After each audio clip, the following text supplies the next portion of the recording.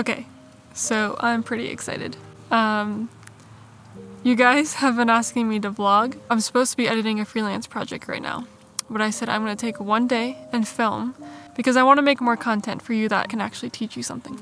And so I was a little disheartened because when I walked out this morning, it was pouring rain. It's now currently very much raining and like 32 degrees. And I was like, whatever. I gave myself one day to make the most of it. So here we go. And came up just into the mountains a little bit so that I can get to the fog. And it's snow everywhere. There's snow everywhere. But the fog is really creeping in right here. And I'm gonna lose my view. And so I'm gonna get the drone up real quick just to get some drone footage. And then we'll keep talking. Thanks for asking me to do this. All right. I'm gonna do something a little dangerous. Forgive me, Mom. Okay. I'm going to keep my ears open for cars. Oh my gosh, the fog is coming.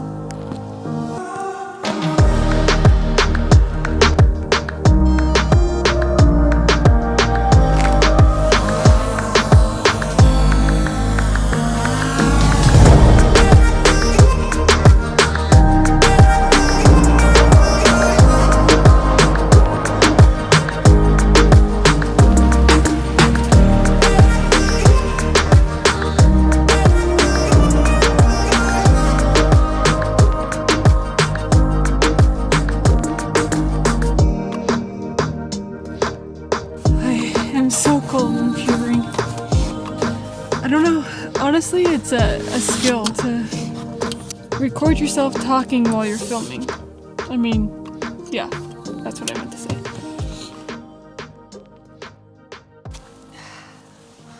Alright guys, it's raining. My camera's getting wet. I imagine you might hear that on the mic, so we'll try to make this quick. Okay, so a lot of you have been asking me to make some more educational content to invite you into my creative process and share a little bit more about my personality. I don't know what to do. Oh, it's raining too hard. Dang it. I tried.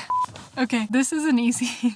I don't know how I'm gonna edit this video, but if I show you everything that happened previous to the moment that's happening right now, yep, that just happened to me right there. Yeah, I can actually do that. Not accustomed or dressed well for this cold weather.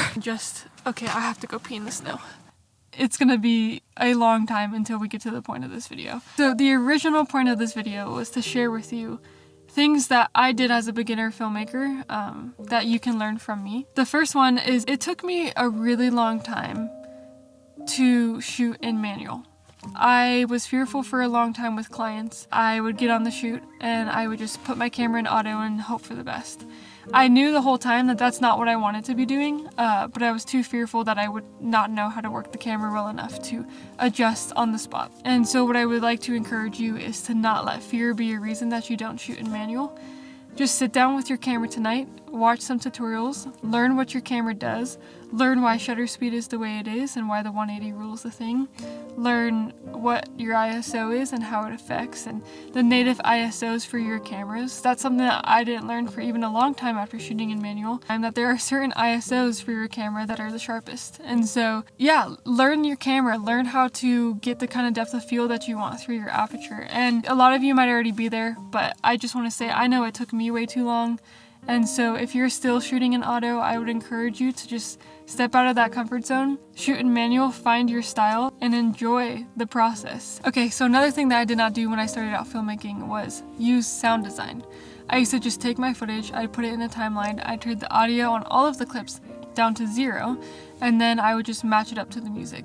Call the video down, and that was it. It took me a long time to recognize the benefits and how fun it is to add sound design into your videos, or to focus on that while you're filming. I would definitely say that that's one of the things that took my videos from very much amateur to a little bit more professional. It's one of my favorite things to do editing now. Another thing that I used to do is I used to shoot everything in 60 frames per second, which is slow motion, and then I would edit my footage all entirely in slow motion. Learning how to combine and choose my shots, which ones I wanted to be in slow motion and which ones I wanted to shoot in just normal 24 frames per second. It was such a better way to edit and shoot. And I will be honest with you, like even today, I still struggle between wanting to shoot all in 60 frames per second, especially during weddings and other things, because those things do really well slowed down, and I'm like afraid to like come back into the editing room and be like, oh, this would have been such a good clip to slow down, and I shot it in 24 frames per second. But it's a learning process and something that I wish I learned way earlier. Yeah, so that's just something that I would encourage you, is to pick and choose what moments you want to emphasize and slow down. This one's kind of simple, and it like has to do with the first thing that I mentioned, but I used to do a lot of photography, and so in photos a higher shutter speed was better, because for me at least, because I shot a lot of like action type stuff and I wanted to make that image stop in time and look really nice and crisp. And when I ventured over to video, I didn't really know what shutter speed did. I'm like, oh, my image is too bright, I like shallow depth of field, so I'm gonna crank my shutter speed. And then I often would get from professionals, like this is when I was a lot younger in my field, but they would say like, your footage is kind of choppy, and that's because of that shooting in a higher shutter speed. Now there's not always something you can do to fix this. That's one of the most annoying things about video to me. I have an ND filter on right now, which is why you can see out my window and these highlights aren't blown out, and I'm following the 180 shutter rule. But it's not always something you can fix, but it's definitely something that you should know. And you should know what happens when you increase your shutter speed and break that rule. Basically, it just makes your motion, like this has a good motion blur. You can watch a lot of videos about that on YouTube. I do have a bonus one though. I think that was about 5 things that I mentioned. But a bonus thing is something that I actually did better when I was a beginner filmmaker.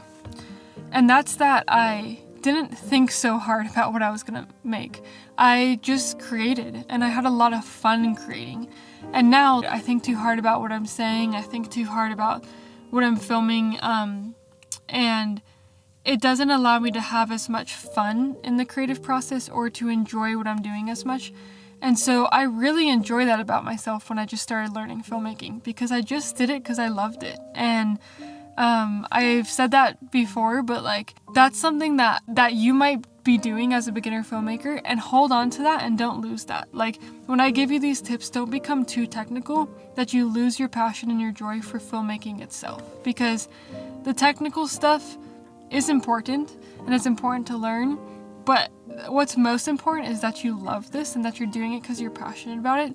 And so if you lose that in the process, then what's the point, you know? So yeah, that's probably like one of the biggest tips I would give, which is actually something I need to take myself. Alright, well the fog is rolling in really thick right now. It's getting dark, and I need to make sure I can make it down this mountain safely. So I hope you enjoyed part of my personality and got to know me a little better through the mess of this video.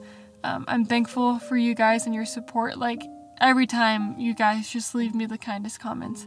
And I read them and I appreciate them, and although I'm not good at responding to them, I say this on Instagram all the time, I hear them and I value your words deeply, even though I don't respond very well. Anyway, thanks for watching, guys. I'll see you next time. Yay! I didn't get stuck in the snow!